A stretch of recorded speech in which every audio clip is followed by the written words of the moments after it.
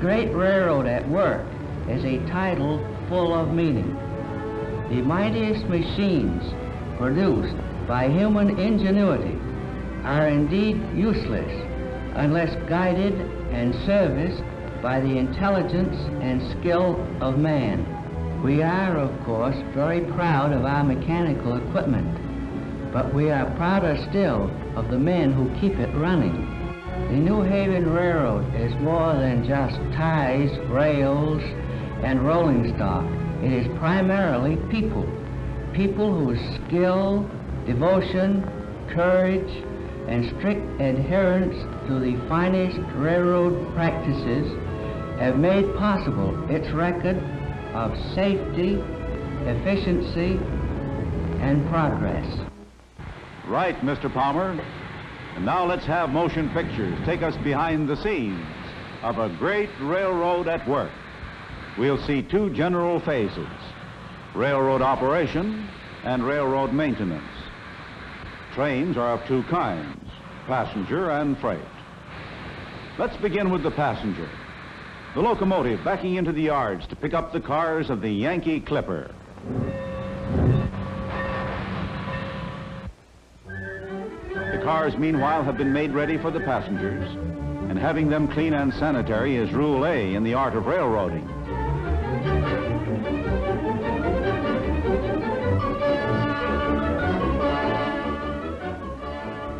Repair shops. Here, passenger coaches, dining cars, and grill cars are brought to be repaired or rebuilt.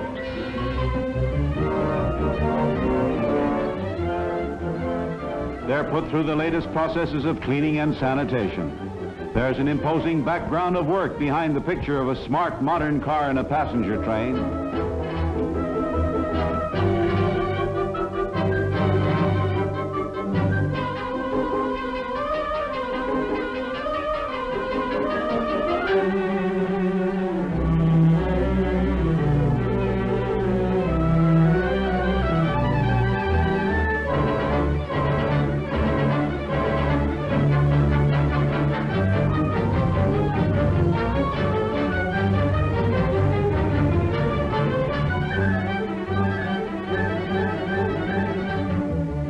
Sealing of car windows. And here we find a device of technical science to enable you to see better as you gaze at the scenery. Each streamlined window consists of two panes of glass held apart by rubber spacers. These rubber spacers seal the inner surfaces of the glass against the outside air.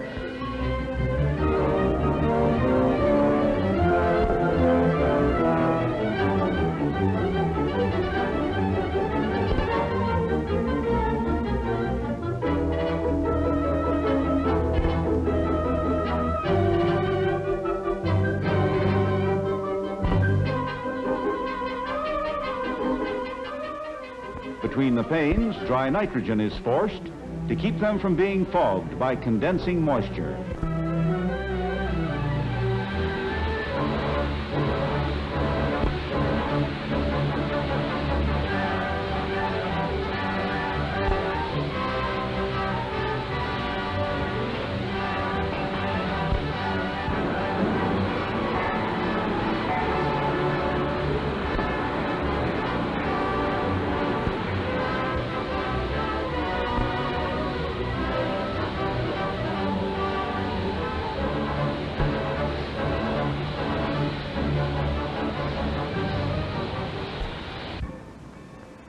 Into the yards backs the locomotive to pick up the cars.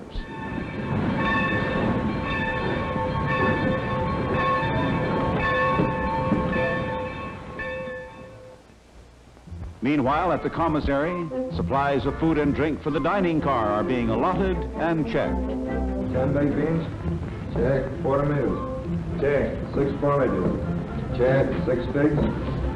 Check. 1 Rhine wine? Check. 2 palm wines? Check. 12 Manhattans? Check. 12 martinis? Check.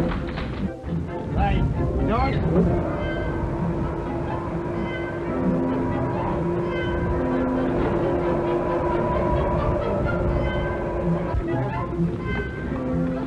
Some chicken fricassee tonight. Yeah, that's very nice. amount of groceries they can stow into the small pantry space that car dimensions permit would make a housewife think that it's all magic.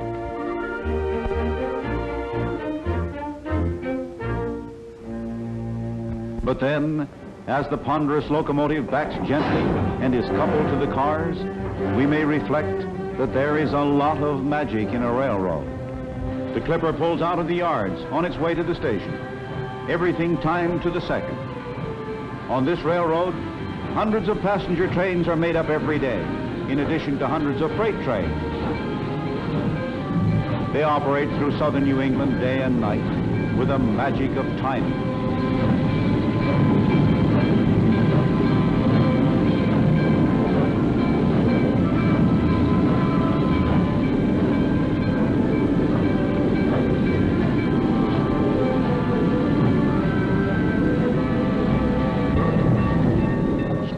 Geometries of tracks in the yards, and the number of switches there calls for deft and intricate manipulation.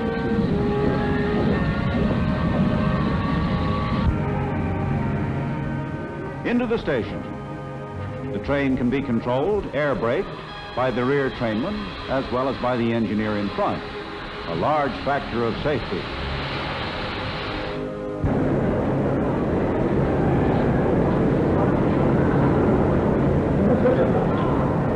South Station in Boston. The old familiar scene, and never without a thrill. Passengers going to a train.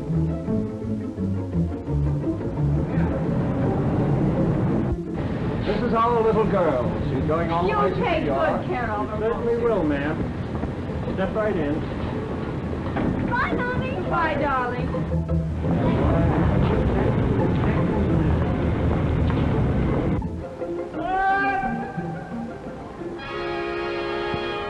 Hey, wait a minute.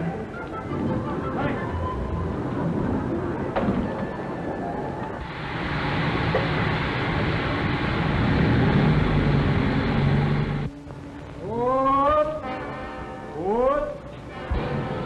What?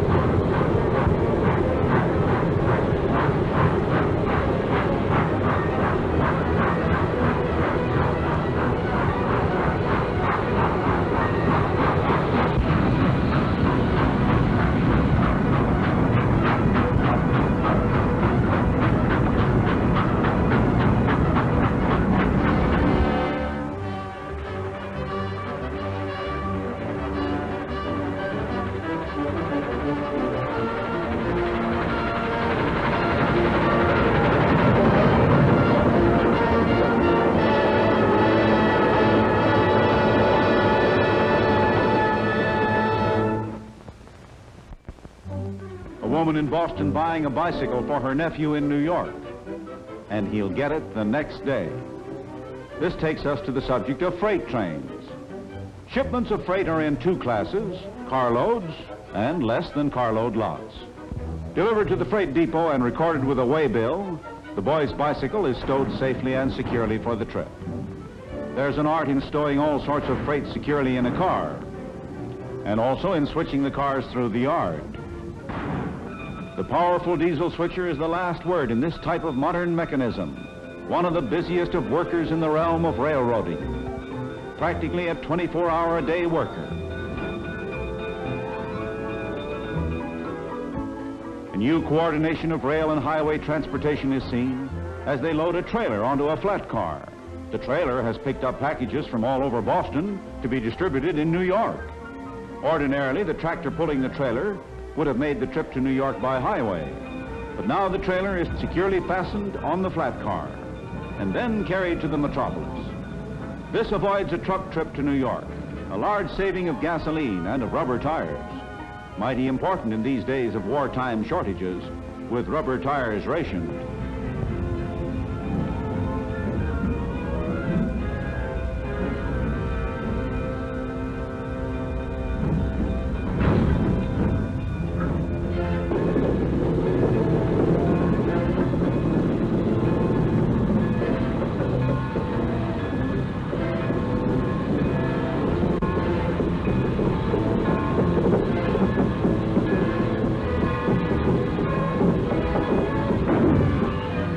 steam locomotive is coupled to the cars, and the theme is Industrial Products of New England on their way.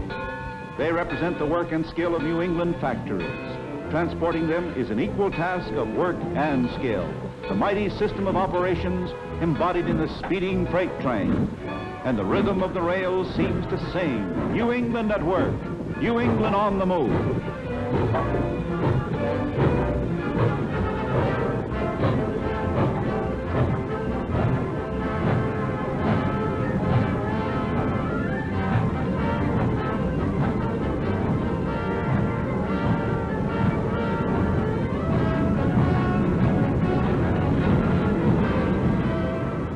A signal tower, which trains to and from New York will pass. One of many sentinels of safety. Vigilant alertness 24 hours a day. When a train passes, the signalman flashes the report to division headquarters. Groton West 177 by at 2:15, engine 1404 with 13 cars. Line up on track 1 for the Clipper.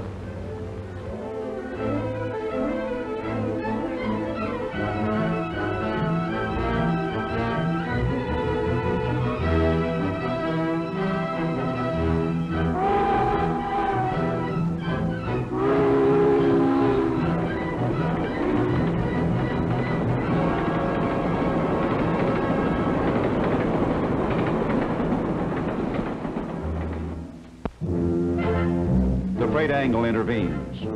For railroad's two categories, passenger and freight, are another form of life's two divisions, people and things. South America is the destination of this large and intricate machine. Carefully crated, it will go by ship, but first it must be taken by rail down New England to the harbor. An export angle of freight service. Industrial New England is of historic importance in the foreign trade of this nation. Passenger service takes plenty of account of passengers' appetites. The grill car is for the less formal meal than the diner provides.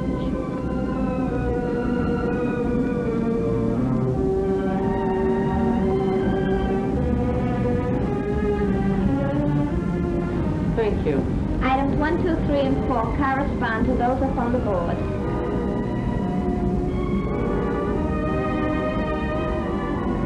Do you suppose I could have that roast beef rare? Certainly. All right, then I'd like rare roast beef with mashed potatoes and peas. Would you like something to drink? Yes, tea with lemon. Tea with lemon, thank you.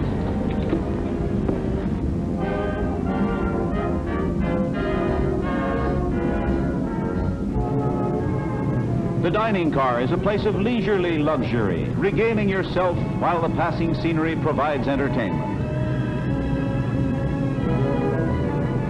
One broiled Boston scrod, and the scrod is very nice today. One French fried potato, one lettuce and tomato salad, one coffee, 1 apple pie. How's your Boston scrod, French fried potatoes? Coming out.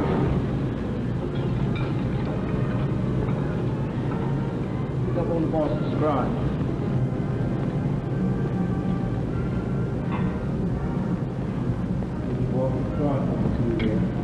Thank you, Chef. Pepper soup, please.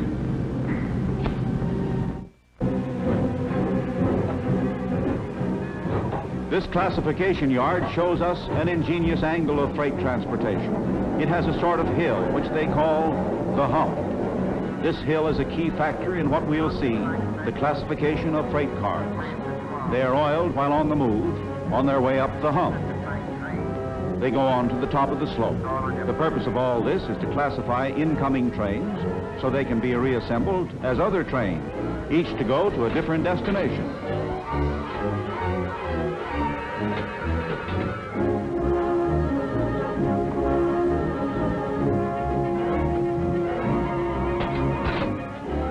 The yard master directs the switching. The car is to be switched to various tracks. And on your second sheet, the 22 to 24, 43 to 33, 48 to 13. At the top of the hump, cars are uncoupled and they roll down by gravity. Some cars would get up too much speed if it weren't for the retarder, a device for checking their speed.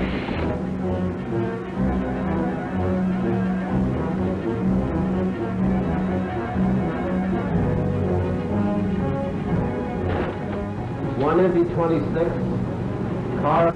In the retarding tower, the speed is governed, electrically controlled. Switches direct the cars to the right tracks, where they join other cars to make new trains for other destinations.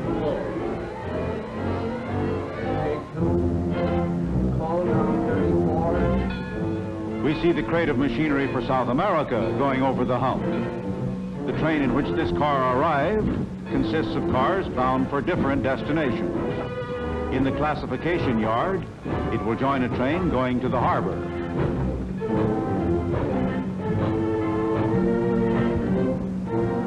Less than carload lots are reclassified at this LCL transfer. Just as whole trains must be rearranged with reference to the destinations of the cars, so must individual consignments of merchandise in a car be rearranged with reference to their destinations. And this is done here. The car is unloaded, and the merchandise is reassembled in other cars. These cars are then attached to trains bound for many, many places. The engine house, where running repairs are made. We see another phase of railroading, maintenance of equipment. There are light repairs made at many points on the railroad. And there are heavy repairs which are made in a great locomotive shop.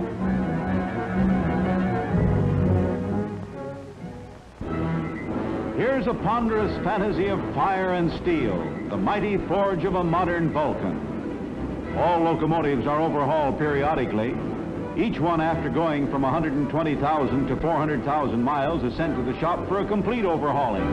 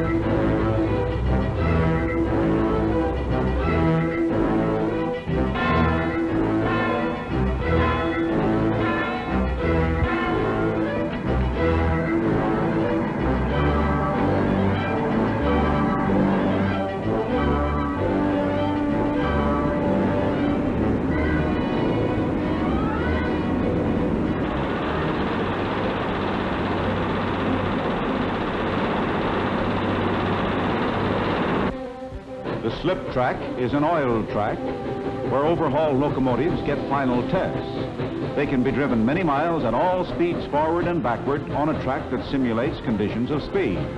A monster locomotive, thoroughly overhauled, is a symbol of that factor so vital in all mechanics, all industry, maintenance. A mechanized army, for example, is as good as its maintenance, and so is a railroad. A locomotive must be serviced, and that occurs at many places along the line. It requires, for example, sand to give the big drive wheels traction when the rails are wet and slippery, and coal to be blown automatically into the firebox. The fireman just operates a lever. The coal pile is a mountain. Countless tons of the black fuel stored against any emergency, anything that might cause a shortage. The coal pile tells us that a railroad is not only a mover of things, it is also a buyer of things.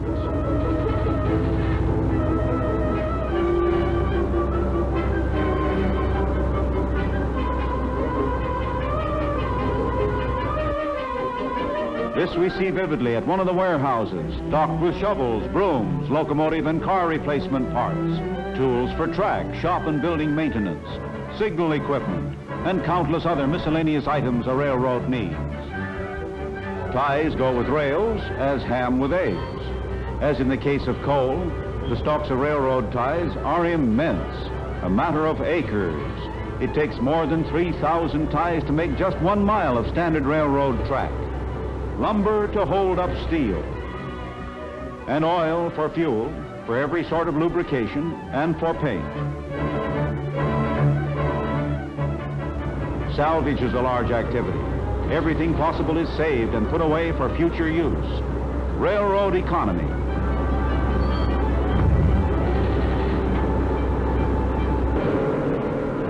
Laboratory tests for all vital materials purchased by the railroad. Metals, for example, are subjected to exacting tests. In the chemical laboratories, the magic of modern alchemy is applied to the checking of the materials in the interest of safety, efficiency, and economy. And there's research here to find new things, new combinations, new ways of applying chemical science to railroading. The micrometallograph camera analyzes many materials for railroading with ultra-modern science. Vast amount of technology, research, experimentation is embodied, for example, in these exceedingly modern diesel road locomotives, which are capable of being used with equal effectiveness in either passenger